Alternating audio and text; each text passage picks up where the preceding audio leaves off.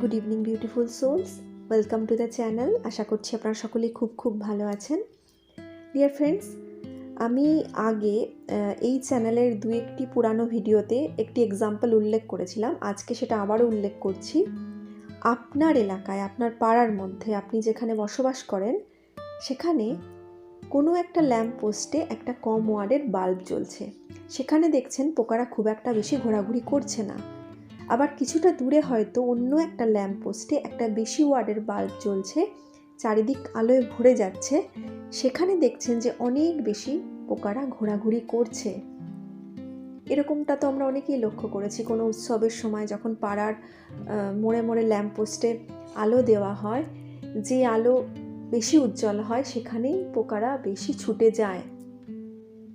তেমনই যখন আপনি স্পিরিচুয়াল প্র্যাকটিস করেন, এনার্জি ক্লেনজিং করেন, আপনার অরা ক্লিন হয়, পিওর হয় এবং পাওয়ারফুল হয়। উজ্জ্বল আলোর প্রভাবে যেমন পোকারা আলোর দিকে ছুটে যায়, তেমনই আপনি যখন এনার্জি ক্লেনজিং করেন, এনার্জি হিলিং করেন, আপনার অরা পাওয়ারফুল হয়, বড় হয়, বিস্তৃত হয়। এই পাওয়ারফুল অরার জন্যই অন্যরা বেশি করে আপনার দিকে আকর্ষিত হয়।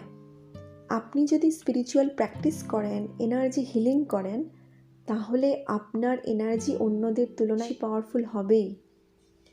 আপনি যে কোনো সাধনা করছেন না কেন, আপনি রেইকি করছেন, মন্ত্র সাধনা করছেন, মেডিটেশন করছেন, যেটা করার উদ্দেশ্য নিজের আত্মার শুদ্ধিকরণ, আত্মার বিকাশ, আধ্যাত্মিক উন্নতি, এই ধরনের মানসিকতা নিয়ে যখন আপনি স্পিরিচুয়াল প্র্যাকটিস করছেন, তখন এই সমস্ত স্পিরিচুয়াল প্র্যাকটিস আপনার এনার্জি ফিল্ডকে পাওয়ারফুল বানাবেই। তবে অনেকে আছে যারা মন্ত্র সাধনা করতে চায়, মেডিটেশন করতে চায় অন্যকে বশীকরণ করবে বলে, অন্যকে পাবে বলে, নিজের উপর ওয়ার্ক করতে রাজি নয়। এই ধরনের মেন্টালিটি নিয়ে যারা স্পিরিচুয়াল প্র্যাকটিস করেন তাদের কথা আমি বলছি না। আপনি যদি সেই ব্যক্তি হন যার ইনার আর্জ হলো ফিজিক্যালি, মেন্টালি, ইমোশনালি ও স্পিরিচুয়ালি নিজেকে ব্যালেন্স করা, স্পিরিচুয়াল গ্রোথ করা, জীবনযাত্রার মান উন্নত করা। জীবনের মান উন্নত করা বলতে অনেকে শুধুমাত্র মেটেরিয়াল অ্যাচিভমেন্টকেই বোঝে। জীবনের মান উন্নত করা হলো যখন সে নিজেকে সর্বদিক দিয়ে ব্যালেন্স করতে চাইছে, যেটা আমি আগে বললাম, ফিজিক্যালি, ইমোশনালি, মেন্টালি এবং স্পিরিচুয়ালি যখন সে নিজেকে ব্যালেন্স করে চলতে চাইছে। এই ধরনের মানসিকতা নিয়ে যখন আপনি স্পিরিচুয়াল প্র্যাকটিস করবেন, তখন আপনার এনার্জি ফিল্ড পাওয়ারফুল হবেই। আপনার এই পাওয়ারফুল এনার্জি ফিল্ডে এসে অন্যরা পিসফুল ফিল করে, পজিটিভ ফিল করে, হিল ফিল করে। আর হিলিং কে না চায়? শুধুমাত্র হিউম্যান বিইংই নয়, অনেক ইনভিজিবল বিইংও আছে যারা আপনার পাওয়ারফুল অরার জন্য আপনার দিকে আকর্ষিত হয়। আরও একটা বিষয়, ডিভাইন কোয়ালিটির অধিকারী সকলে হতে চায়, কিন্তু সেটা পাওয়া কি সহজ? তাই আপনি যদি এমন ব্যক্তি হন যার ইন্টেনশন পিওর ইন্টেনশন নিয়ে স্পিরিচুয়াল প্র্যাকটিস করেন, তাহলে আপনাকে স্ট্রং প্রোটেকশন নিতে হবে। অন্যের জন্য তো আপনি আপনার স্বরূপকে, গুণকে বিসর্জন দিতে পারেন না। তাই আপনার এনার্জিকে সুরক্ষিত রাখার দায়িত্ব আপনার নিজেরই। সেই কারণেই আপনাকে স্ট্রং প্রোটেকশন নিতে হবে। স্ট্রং প্রোটেকশনের উপর কেন এত জোর দেন যারা এনার্জি হিলার হন, স্পিরিচুয়াল জার্নিতে যারা গাইডেন্স প্রোভাইড করে থাকেন? কারণ তাদের কাছে এই ধরনের সমস্যা নিয়ে অনেকেই আসেন যারা বলেন যে আগের মতো করে আর ডিভাইনের সাথে কানেকশন ফিল করছি না, মেডিটেশন করতে পারছি না, রেইকি প্র্যাকটিস করতে পারছি না, কিছুই ভালো লাগছে না, কিছুই বুঝতে পারছি না। আপনি হয়তো খুব ডেডিকেটেডলি স্পিরিচুয়াল প্র্যাকটিস করছিলেন, হঠাৎ করে এমন পরিস্থিতি স্টার্ট হলো যেখানে আপনার মন এই সমস্ত স্পিরিচুয়াল প্র্যাকটিস থেকে সরে যাচ্ছে, বা চাইলেও আপনি করতে পারছেন না। বেশ কিছুদিন ধরে এরকম চলছে। তাহলে আপনাকে ভেবে দেখতে হবে কেন এমনটা হচ্ছে। এমন তো নয় যে আপনার স্পিরিচুয়াল পাওয়ার চুরি হচ্ছে। আপনাদের অনেকের মনে প্রশ্ন জাগতে পারে যে স্পিরিচুয়াল পাওয়ারও চুরি হয়? হ্যাঁ, নিশ্চয়ই হয়, যদি আপনি স্ট্রং প্রোটেকশন না নেন। এটা সত্য যে আধ্যাত্মিক যাত্রায় আমরা কন্টিনিউয়াসলি আগে এগিয়ে যাই না। 4 ধাপ যদি এগিয়ে যাই, 2 ধাপ আমরা আবার পিছিয়ে পড়ি। এইভাবেই স্পিরিচুয়াল জার্নি চলে। আপনি উঠবেন, পড়বেন, আবার উঠবেন, এইভাবেই এই যাত্রা চলবে। কিন্তু যখন আপনার ইনটিউশন কিছু একটা বলছে, আপনার মনে হচ্ছে, আপনার এনার্জি ফিল্ডের মধ্যে একটা নেগেটিভ প্রভাব লক্ষ্য করছেন, যেটা বেশ কিছুদিন ধরে চলছে, তাহলে আপনাকে অ্যাওয়ারনেস বাড়াতে হবে এমন কেন হচ্ছে। যদি আপনি দেখছেন যে আপনি খুব ভালোভাবে স্পিরিচুয়াল প্র্যাকটিস করতেন, মেডিটেশন করতেন, যার জন্য আপনি পজিটিভ ফিল করছিলেন, ব্যালেন্স স্টেটে এসেছিলেন, ইমোশনাল ও মেন্টাল ব্যালেন্স এসেছিল, কিন্তু হঠাৎ করেই এই ক্ষেত্রে আপনি পরিবর্তন দেখছেন, স্পিরিচুয়াল প্র্যাকটিসে ডিস্টারবেন্স আসছে, শারীরিক ও মানসিক ক্ষেত্রে সমস্যা সৃষ্টি হচ্ছে, এটা 1-2 দিন নয়, কয়েক মাস ধরে হচ্ছে, বছর ধরে হচ্ছে, তাহলে বুঝতে হবে কিছু তো ঠিক নেই। এনার্জি চুরি হওয়ার লক্ষণ হলো আপনার রেগুলার স্পিরিচুয়াল প্র্যাকটিসে ডিস্টারবেন্স আসা। আপনি হয়তো ব্রহ্ম মুহূর্তে উঠে মেডিটেশন করতেন, মন্ত্র জপ করতেন, রেকি প্র্যাকটিস করতেন, সেখানে ডিস্টারবেন্স ক্রিয়েট হয়ে গেছে। আপনি প্রথম বুঝতে পারবেন না, আপনি ভাববেন যে আপনার ইচ্ছা করছে না আজকে, বা আপনার শরীরটা হয়তো ভালো নেই, আপনার অলস লাগছে, এরকম একটা মনে হবে আপনার। কিন্তু যখন এটা বেশ কিছুদিন ধরে এরকম হচ্ছে, তখন আপনাকে ভেবে দেখতে হবে কেন এমন হচ্ছে। আপনি যে স্পিরিচুয়াল প্র্যাকটিস করে এনার্জি গেইন করেন, সেখানে যখন ব্লক আসছে, তখন আপনাকে অবশ্যই ভেবে দেখতে হবে। আপনার পার্সোনাল লাইফ যদি ডিস্টার্ব হয়, আপনি কোনো কাজে মন দিতে পারছেন না, আপনার ক্যারিয়ারে সমস্যা হচ্ছে, আপনি কোনো বিজনেস করেন, জব করেন, তো সেখানে আপনি মন দিতে পারছেন না, ফোকাস করতে পারছেন না, আপনার গ্রোথ থেমে গেছে, তাহলে আপনাকে অ্যাওয়ারনেস বাড়াতে হবে। এখানে একটা বিষয় বলে রাখি বন্ধুরা, অনেক সময় স্পিরিচুয়াল প্র্যাকটিসে ডিস্টারবেন্স ক্রিয়েট হয় পাস্টের কোনো কর্মের জন্য। যখন আমাদের স্পিরিচুয়াল অ্যাওয়েকনিং প্রসেস স্টার্ট হয়, তখন কি হয়, আমাদের ডিএনএর মধ্যে যত অশুদ্ধি থাকে সেগুলো সারফেস হয় হিল হওয়ার জন্য, যেগুলোকে আমরা কর্ম বলি। হয়তো আপনার কোনো একটা কার্মিক ফেজ স্টার্ট হলো, সেই কারণে আপনি যে স্পিরিচুয়াল প্র্যাকটিস করছিলেন সেখানে ডিস্টারবেন্স ক্রিয়েট হলো। আবার যখন সেই কার্মিক ফেজটা এন্ড হয়ে যাবে, তখন আপনি আবার আগের মতো স্পিরিচুয়াল প্র্যাকটিস করতে পারবেন।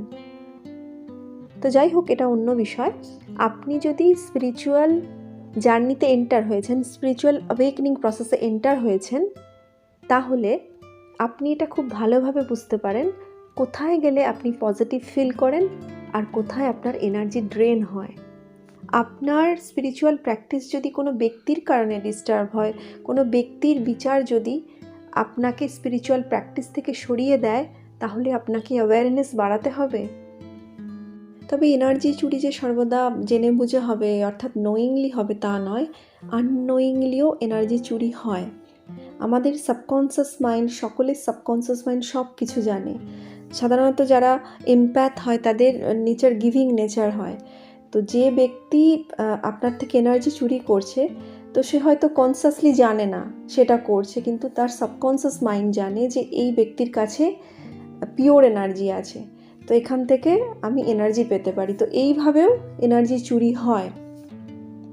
এবার আমরা জানবো যে কিভাবে জেনে বুঝে এনার্জিকে চুরি করা হয়।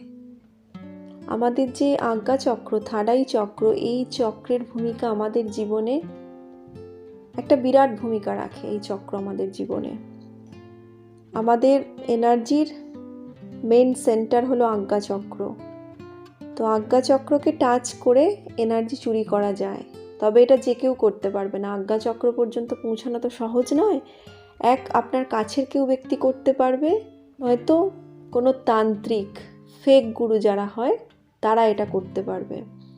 আমাকে কমেন্ট সেকশানে একজন কমেন্টও করেছিলেন অনেক দিন আগে, কমেন্ট সেকশানে করেছিলেন না হোয়াটসঅ্যাপে করেছিলেন আমার মনে নেই। তিনি এই ধরনেরই একটা এক্সপিরিয়েন্স শেয়ার করেছিলেন। তো আমার সোল সিস্টার যারা আছেন, সোল ব্রাদার যারা আছেন, এই সমস্ত তান্ত্রিকদের হাত থেকে নিজেদেরকে প্রোটেকশনে অবশ্যই রাখবেন। অন্যভাবে রিচুয়াল করেও এনার্জি চুরি করা যেতে পারে। নেক্সট, আমাদের চোখের মাধ্যমেও এনার্জি ফ্লো হয়। যখন আমরা চোখ বন্ধ করে প্রেয়ার করি, তখন আমরা এনার্জেটিক ফিল করি, তখন আমরা অন্তর্মুখী হই। চোখ খোলা থাকার জন্য যে এনার্জি বাইরের দিকে ফ্লো হচ্ছিল, চোখ বন্ধ করার সঙ্গে সঙ্গে সেই এনার্জি অন্তর্মুখী হয়ে যায়, ভিতরের দিকে ফ্লো হতে শুরু করে। একটা মুদ্রা আছে, শর্টমুখী মুদ্রা বলা হয়। সেই মুদ্রায় হাতের আঙুলের মাধ্যমে কান বন্ধ করতে হয়, চোখ বন্ধ করতে হয়, নাক বন্ধ করতে হয়। শর্টমুখী মুদ্রাই তো বলে, আমার ঠিক মনে পড়ছে না, ভুল বললে আমাকে ক্ষমা করবেন। এই মুদ্রা কেন করা হয়? ইন্দ্রিয়ের মাধ্যমে যে এনার্জি বাইরের দিকে ফ্লো হচ্ছিল, যেমন আপনি চোখ দিয়ে দেখছেন এনার্জি বাইরের দিকে ফ্লো হচ্ছে, কান দিয়ে শুনছেন এনার্জি বাইরের দিকে ফ্লো হচ্ছে, তো এই এনার্জিকে অন্তর্মুখী করার জন্য এই মুদ্রা করা হয়, যাতে আপনার মাইন্ড পিসফুল হয়। চোখ যখন আমাদের বন্ধ থাকে তখন আমরা এনার্জেটিক ফিল করি, কারণ আমাদের ভিতরে তখন এনার্জি ফ্লো হয়। আপনি যদি একজন পিওর সোল হন, আপনার ইন্টেনশন যদি পিওর হয়, আপনার মন যদি পবিত্র হয়, কোনো নার্সিসিস্ট, এনার্জি ভ্যাম্পায়ার, অ্যাবিউসিভ বা কোনো নেগেটিভ মাইন্ডসেটের ব্যক্তির সঙ্গে যখন আপনার আই কন্ট্যাক্ট হবে, সেখানে এনার্জি চুরি হওয়ার সম্ভাবনা থাকে।